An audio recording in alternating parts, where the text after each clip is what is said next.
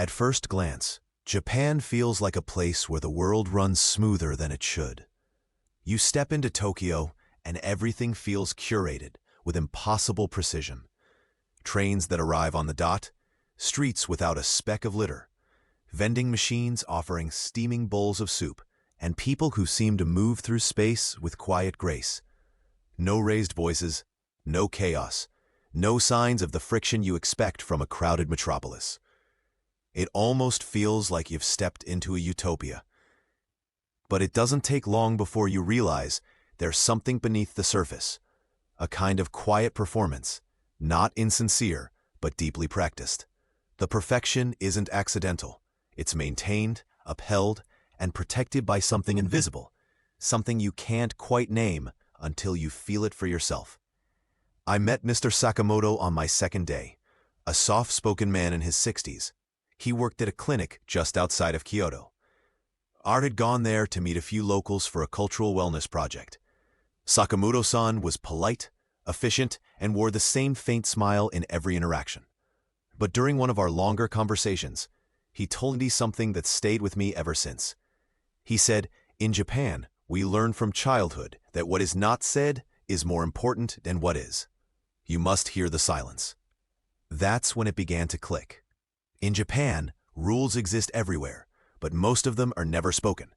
They're communicated through glances, subtle body language, and the slight tightening of someone's posture when you've done something off. Like eating while walking down the street. I found this out the hard way. I was starving and had just bought a rice ball from a convenience store.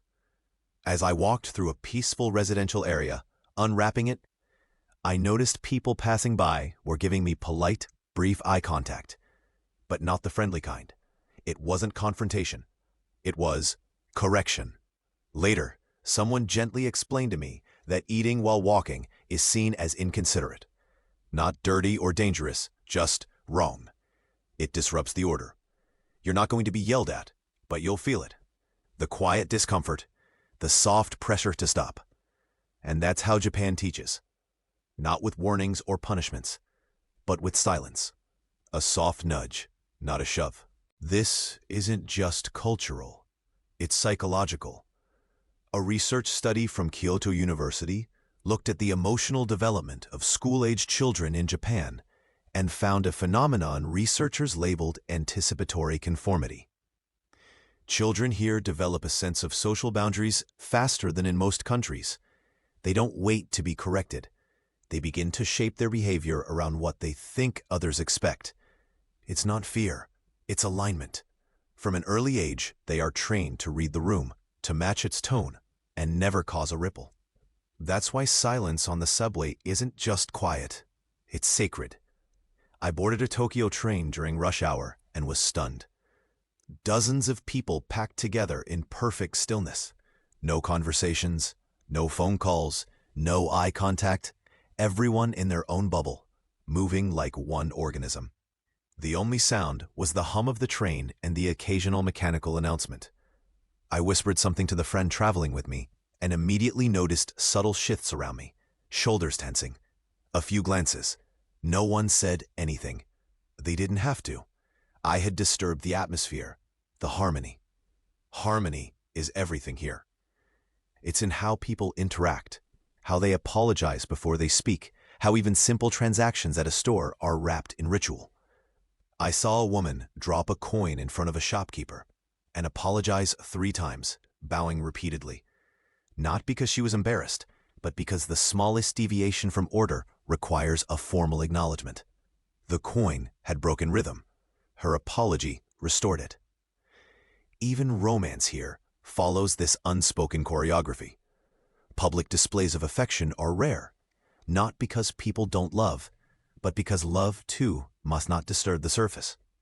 Holding hands, kissing, even hugging in public, it's not illegal, but it's not encouraged. You may not be shamed openly, but you'll feel the unease around you. And so, couples learn to speak through glances, gestures, and a shared understanding. It's subtle, it's restrained, but it's real. This social fabric is so tightly woven that even personal expression can be seen as a disruption. Sakamoto-san told me about a young woman in his office who dyed her hair red. She didn't break any rules. She wasn't reprimanded. But soon, invitations to afterworld gatherings stopped. She was passed over for projects. Eventually, she transferred departments. No one ever said, "You don't belong." They didn't need to. She already knew. In Japan, deviation is not punished with confrontation. It's met with quiet rejection. I spoke to a young man in Osaka named Daichi who shared a similar story. He had gotten a small lip piercing in college. Nothing flashy, barely noticeable. But his father didn't speak to him for 2 weeks. Not out of anger, out of disappointment. "You are making life harder for yourself," his father said quietly one evening, finally breaking the silence. That was all. And yet, that single sentence carried more weight than any shouting match could have. You start to understand that in Japan, every action has a social context, and every misstep, no matter how small, sends a silent ripple through that context. Even if no one reacts outwardly, the reaction has already happened, invisibly. But this pressure, this quiet performance, doesn't just shape how people behave. It shapes how they feel. Over time, the weight of invisible expectations becomes something many can't name, but always carry. And when you live in a society that rewards you for being invisible, for staying within the lines, you begin to shrink yourself, sometimes without even realizing it. There's a word in Japanese, honne, your true feelings, your private self, and then there's tatamai, the face you show to the world. These aren't just concepts, they're survival tools. Every day, millions of people put on their tatamai like a uniform, stepping into public life with practiced neutrality. The real self, the messy emotions, the doubts, the sorrow, they stay at home, behind closed doors, if they're acknowledged at all. I visited a small clinic in Yokohama, where a nurse named Emmy shared something that still haunts me. She said, "We're taught that sharing sadness makes others uncomfortable, so we swallow it, sometimes too deeply." She had been working there for 8 years. During that time, she saw dozens of patients suffering from depression, anxiety, and social withdrawal, but very few ever asked for help directly. They came in with stomach pain, headaches, insomnia. The symptoms were physical, but the root was almost always emotional. "We treat the body," she said, "but we know the mind is hurting. We just don't talk about it." And science confirms this. A nationwide mental health survey conducted by the Japanese Ministry of Health found that nearly 70% of individuals diagnosed with mood disorders had never sought psychiatric help, not because they didn't suffer, but because they didn't want to disrupt the harmony of their surroundings. Even mental health is expected to be quiet. You see it most painfully in the hikikomori, the shut-ins. These are people, often young men, but increasingly women too, who withdraw from society entirely. They lock themselves in their rooms for months, sometimes years. They stop attending school, stop going to work, stop participating in life. Their families feed them through the door. In some cases, they haven't spoken to another human being in a decade. There are an estimated 1.5 million hikikomori in Japan, and the number keeps growing. What's chilling is not that they exist, but how invisible they are. The country doesn't treat them as sick, or dangerous, or rebellious. It simply looks away. Because in a society where failure is seen as shameful and shame is unbearable, vanishing feels like the only option. And when someone disappears in Japan, they don't always return. There's even a term for that too, shohatsu, which literally means evaporation. People who choose to vanish from their lives, often after losing a job, getting divorced, or facing some form of social disgrace. They leave no trace, no farewell letter, no goodbye, just a void. And the society in return quietly accepts their absence. But this culture of quiet doesn't just affect those who break the rules. It affects everyone. Even joy, even love, must be carefully measured. A wedding is a beautiful event, but also rigidly ceremonial. A family meal is warm, but structured.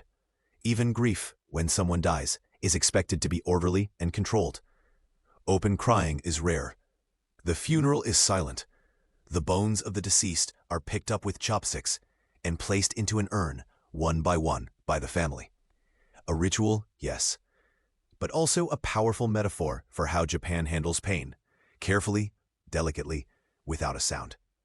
And yet, despite all of this, despite the silence, the performance, the invisible rules, Japan is not cold. It is not cruel. It is precise. Everything operates under the assumption that you understand your role, that you'll play your part, that you'll never speak louder than the script allows. But what happens if you do? Well, you won't be arrested.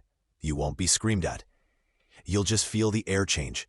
You'll notice the distance, a warmth withdrawn, a conversation that never gets started, a job you don't get without explanation. You'll find yourself gently, almost kindly, pushed to the margins. And that's what makes it so hard to name. Because the rules are real, but no one ever writes them down. The rejection is sharp, but never loud. The silence isn't passive, it's active. It watches, it evaluates. And if you move wrong, you won't be corrected. You'll just be excluded. Still, Japan remains magnetic. The cherry blossoms still bloom. The bullet trains still glide. The food, the fashion, the art, it all draws you in. But if you really want to understand Japan, you have to stop looking at what it shows you and start listening to what it withholds. The truth isn't shouted from rooftops. It's whispered between the cracks of formality, encoded in the pauses, the gestures, the eyes that don't meet yours. Because sometimes the most beautiful thing about a place isn't what it displays, but what it hides. The quiet costs of harmony, the burdens of perfection, the love that never reaches the surface, but is always there, quietly waiting to be seen. And once you feel that, once you hear the silence, you'll never unhear it.